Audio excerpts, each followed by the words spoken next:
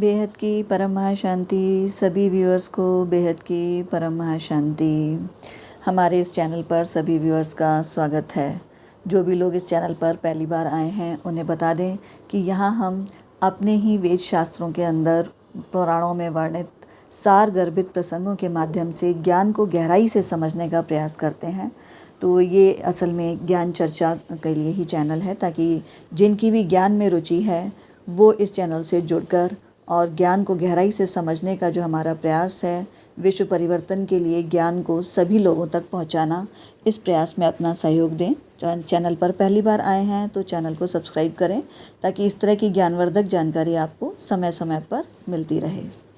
तो ज्ञान चर्चा की श्रृंखला में आज हम बात करेंगे समदर्शी और समवर्ती। इसमें क्या फ़र्क है, क्या अंतर है।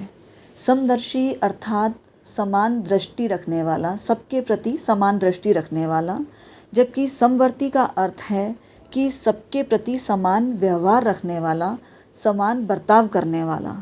अब समदर्शी और समवर्ती का क्या अंतर है और हमें क्या करना चाहिए, इसको हम भगवद गीता के माध्यम से समझेंगे। भगवद गीता के 5वें अध्याय के 18वें श्लोक के अंदर प्रभु श्री कृष्ण बताते हैं, विद्या विनय संपन्ने ब्राह्मणे गवि हस्तनी शुनि चै स्वपाके च पंडिता समदर्शिनः। इसके अंदर यहाँ इसका अर्थ है, यहाँ ब्राह्मण के लिए दो विशेषण दिए गए हैं। एक विद्या और विनयुक्त, अर्थात ऐसा ब्राह्मण जो विद्वान भी है और विनम्र स्वभाव वाला भी है। विनम्र स्वभाव यानी ब्राह्मणपन का अभिमान ना हो उसे, यानी वो अपने ब्राह्मणपन के अभिमान से रहित हो। अक्सर होता है कि जो ब्राह्मण है उसे इसी बात का अभिमान होता है कि मैं तो ब्राह्मण कुल में जन्मा हूँ, इसीलिए मैं बहुत ही श्रेष्ठ हूँ। तो इस तरह का अभिमान उसे ना हो। तो इस प्रकार यहाँ ब्राह्मण के लिए दो विशेषण दिए हैं, एक तो विद्यायुक्त और दूसरा विनययुक्त। जो स्वभाव से विनम्र है, अभिमान रहित है, वो विनययुक्त है, और जिसे ज्ञान है, विद्वान है, वो विद्यायुक्त है। अब ब्राह्मण होने से वह जाति से तो ऊंचा है ही, साथ ही विद्या और विनय से भी संपन्न है। यह ब्राह्मण तत्व की पूर्णता है, अर्थात ब्राह्मण का विद्वान होना, विद्या से परिपूर्ण होना और साथ ही विनय से संपन्न होना उसके ब्राह्मणत्व को पूर्ण करता है। जहाँ पूर्णता होती है वहाँ अभिमान नहीं रहता। अभिमान वहीं रहता है जहाँ पूर्णता नहीं होती। ध्यान से समझिए इस चीज़ को कि जहाँ पूर्णता होती है वहाँ मान अभिमान सब समाप्त हो जाता है और कोई अभिमान नहीं होता।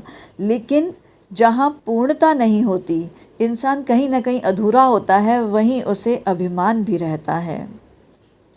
जैसे ब्राह्मण और चांडाल में तथा गाय, हाथी एवं कुत्ते में व्यवहार की विषमता अनिवार्य है।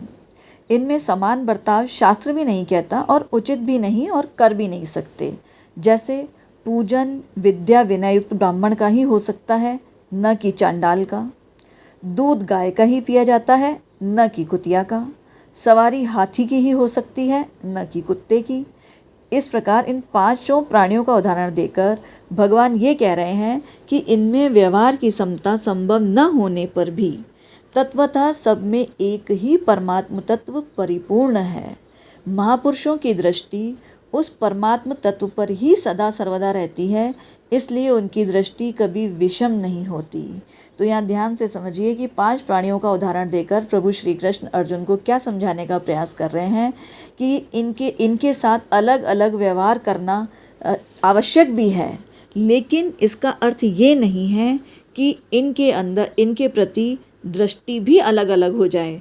तो यहाँ व्यवहार और दृष्टि दो अलग चीज़ें हैं, जिसे हमें अपने दैनिक जीवन के अंदर भी इसको गहराई से समझना है कि हमारी दृष्टि का अलग होना, अलग अलग लोगों के प्रति दृष्टि का अलग होना और व्यवहार का अलग होना दो अलग चीज़ें हैं। तो अक्सर लोग दोनों को जोड़ दिया करते हैं, इसीलिए आज इस टॉपिक को लिया है ताकि हम गहराई से ज्ञान की दृष्टि से इसे समझ सकें। जैसे अपने शरीर के सभी अंग, जैसे हमारे शरीर में मस्तक भी है, पैर, हाथ, गुदा इत्यादि सभी अंग हैं, और इनमें हमारी दृष्टि अर्थात अपनेपन और हित की भावना समान रहती है। फिर भी हम उनके व्यवहार में भेद रखते हैं, क्योंकि हमारे शरीर के जितने भी अंग हैं उनके लिए हमारे, क्योंकि वो वो हमारे शरीर को पूर्ण करते हैं। तो हमारी जो दृष्टि है अपने हर अंग के प्रति, हमारी दृष्टि, हमारी भावना समान रहती है। क्योंकि अगर हाथ नहीं है तो भी हमें तकलीफ आएगी, पाँव नहीं है तो भी आएगी। इसी प्रकार हर अंग की अपनी महत्वता है, अपनी इम्पोर्टेंस है। इस दैनिक जीवन में, इस लौकिक संसार में सभी क्रियाकलापों को पूर्ण करने के लिए हर अंग की अपनी महत्ता है। लेकिन हमारी दृष्टि हर अंग के लिए समान रहती है, क्योंकि सभी अंग मिलके इस शरीर को पूरा करते हैं। परंतु फिर भी उनके प्रति जो हमारा व्यवहार में भेद है वो तो समान नहीं है, व्यवहार में भेद है। अच्छा, व्यवहार में किस तरह भेद है उसे समझते हैं। जैसे यदि किसी को अब पैर लग जाए तो हम क्षमा याचना करते हैं, पर अगर किसी को हाथ लग जाए तब तो क्षमा याचना नहीं करते। ऐसा क्यों?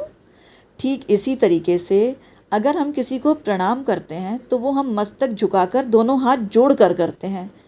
पैरों से तो किसी को प्रणाम नहीं करते, जबकि पैर भी इसी शरीर का अंग है और हाथ भी इसी शरीर का अंग है।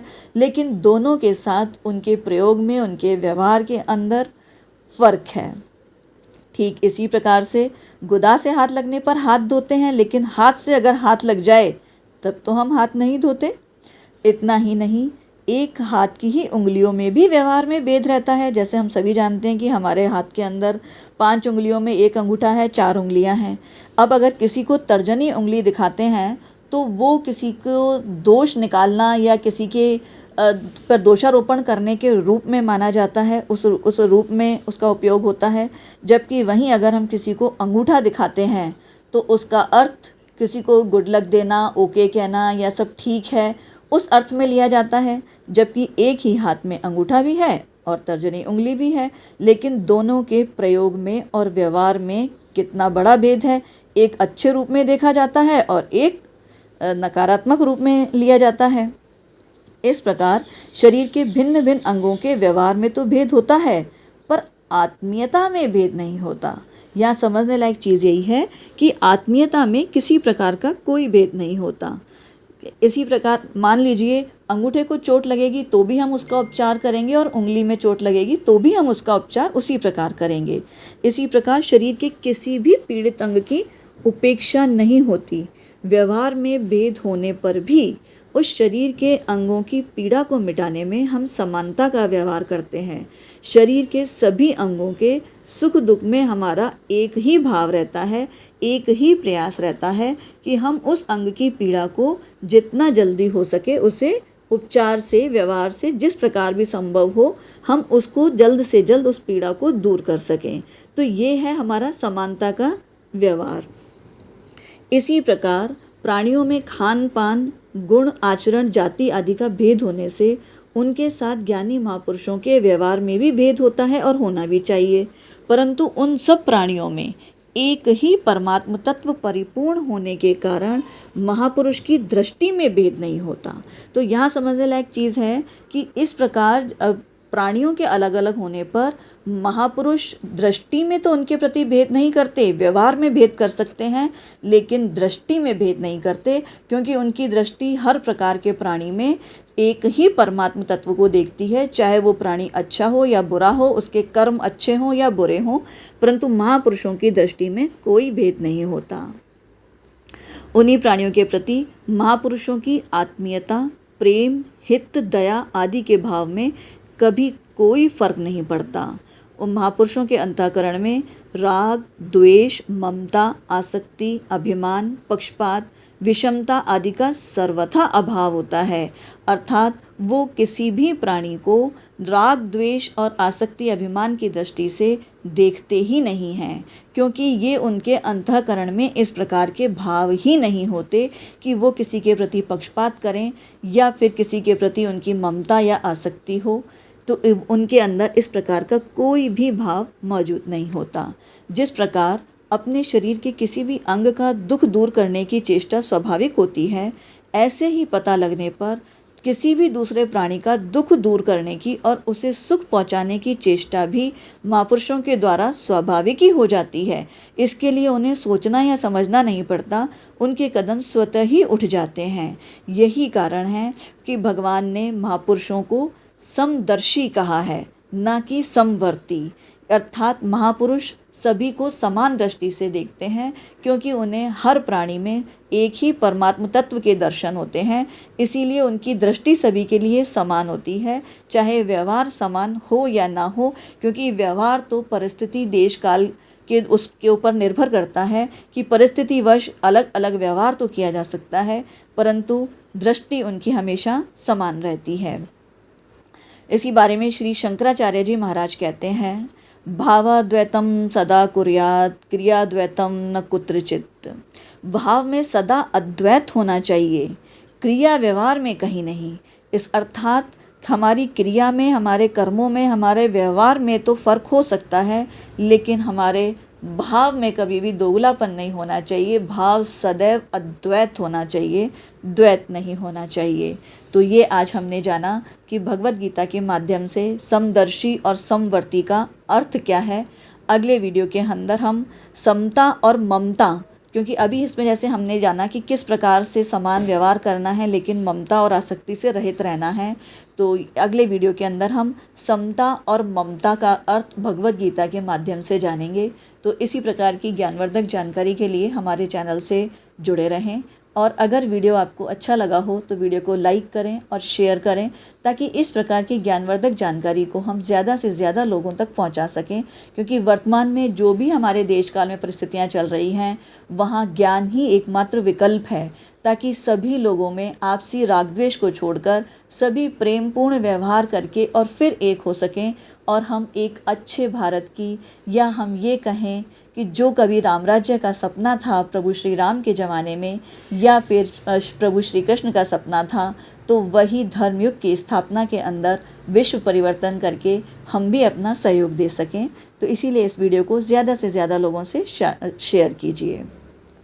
और इसी प्रकार की आध्यात्मिक ज्ञान के अंदर आपकी जानकारी है, आप अध्यात्म की अपनी आत्म जागृति करना चाहते हैं, तो बापूजी दशरथ भाई पटेल नाम से ही एक चैनल है जिस पर बापूजी ने इस ब्रह्मांड से परे का ज्ञान दिया है, तो आप उस चैनल पर भी जुड़ सकते हैं। और रात को 10 से 11 ज्ञान चर्चा के साथ लाइव मेडिटेशन भी किया जाता है इसी चैनल पर, तो आप उस चैनल से जुड़कर उसके ज़रिए भी अपनी आत्म जागृति कर सकते हैं। और परम शांति मोटिवेशन एंड मेडिटेशन चैनल पर साक्षी बहन सुबह 5:30 से 6:30 लाइव मेडिटेशन भी कराती हैं और ज्ञान चर्चा भी करती हैं। तो अपनी सुविधा अनुसार जो भी समय आपको उचित लगे उस पर आप मेडिटेशन के लिए जुड़ सकते हैं, और योग के माध्यम से भी अपनी आत्मशुद्धि कर आत्म जागृति कर सकते हैं। यही एकमात्र विकल्प है वर्तमान परिप्रेक्ष्य में। वीडियो अच्छा लगा हो तो इसे लाइक कीजिए। वीडियो को पूरा देखने के लिए सभी व्यूअर्स का परम धन्यवाद। बेहद की परम महाशांति।